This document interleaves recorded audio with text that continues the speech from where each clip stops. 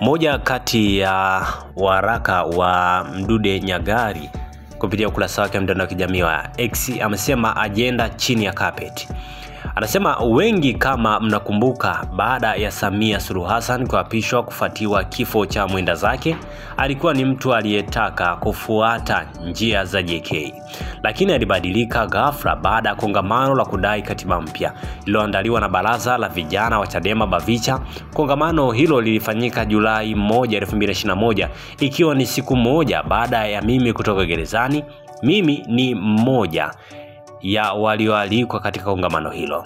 Baada ya kongamano hilo lilifanyika Tabata, watu wa mwenda zake wakamtia hofu Samia Suluhu Hassan kwamba umeona sasa hao Chadema walivyokusema katika kongamano lao.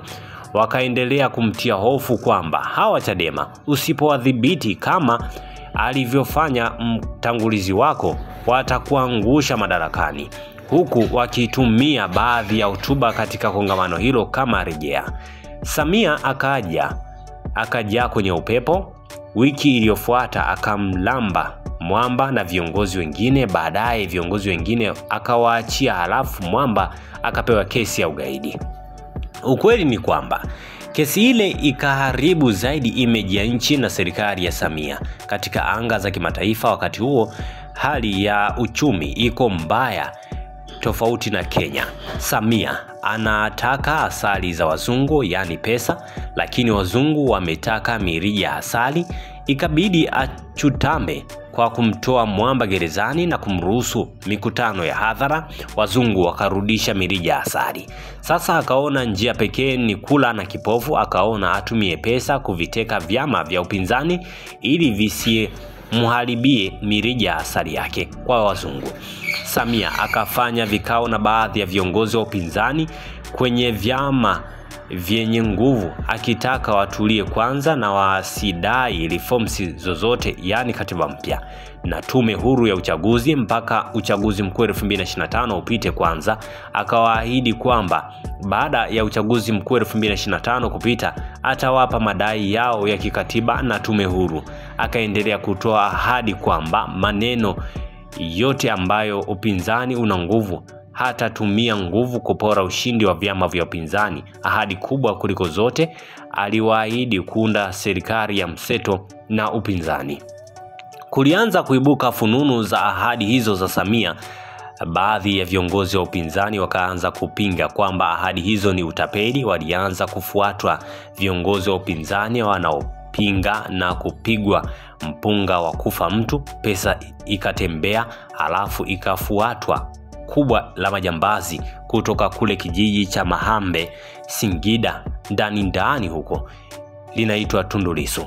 Kubwa la majambazi likakataa pesa za kunyamazishwa wakati likote na gari linatumia Prado ya kukodi kabla halijachukua gari yake ya matundu ya risasi.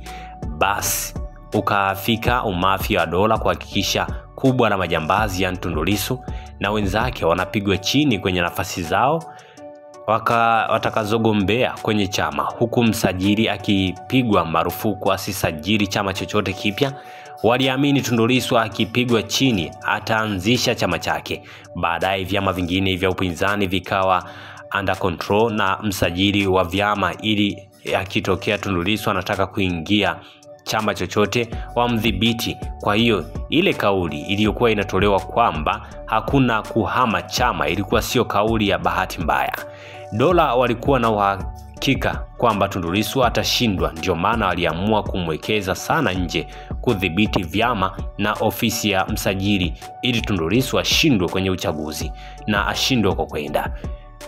Kwenye korido za Ikulu walitumia kauli ya lazima tumfanye Lissu awe jobless.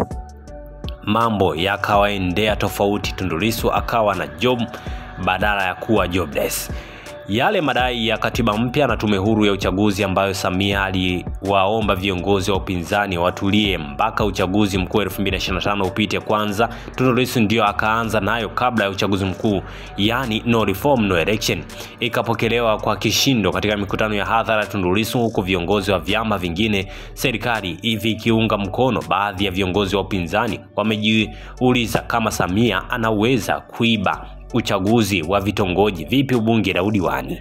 Haya mambo yamemvuruga sana Samia. Moja, haikai wala mbili haikai. Nchi iko kwenye giza nene. Anaona sasa upinzani wako serious, wanataka reform. Lissu ndio yuko pale akiongoza jahazi. Ukweli ni kwamba Samia akitaka kutumia nguvu kujipitisha kwenye uchaguzi atathibitiwa, na mwisho wake utaweza kuwa mbaya na akaishia gerezani au akakimbia nchi. Huo ulikuwa ni wakala wa Mdude kuhusiana na kile ambacho kilikuwa kinaonekana kuendelea. Asante kwa kuifuatilia Baharia TV. Usisahau kulike, kusubscribe, kucomment na kushare.